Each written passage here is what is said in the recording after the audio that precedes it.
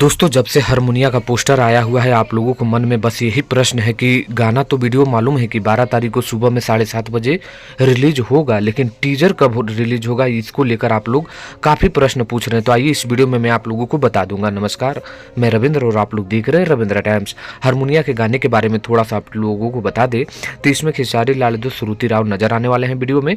हारमोनिया नाम है, गाना का नाम है, खेसारी लाल यादव, खुशी कक्कड़ इसको गाए हैं, म्यूजिक है आर्या शर्मा का और लिखे हैं कृष्णा बेदर्दी। ये आपको पूरे अभी तक जानकारी मिल चुका होगा, लेकिन अब बात है कि इसका गाने का टीजर कब देखने को मिलेगा। दोस्तों, आप लोगों को बता दें कि टीजर का लेकर मैंने काफ़ी इस पर प्रश्न किया गया और काफ़ी पूछा, तो इसमें मेरी जानकारी बस यही निकल कर आया है कि 11 बजे, जी हाँ दोस्तों ध्यान से सुनिएगा, 11 बजे से 3 बजे के बीच में, हाँ आप लोग जो भी सुन रहे हैं, 11 बजे से डायरेक्ट टाइम नहीं बताया गया, लेकिन इतना बताया गया कि 11 बजे से 3 बजे के बीच में कभी भी इस गाने का टीजर आप लोगों के बीच पम्मी रिकॉर्ड के यूट्यूब चैनल पर रिलीज किया जाएगा।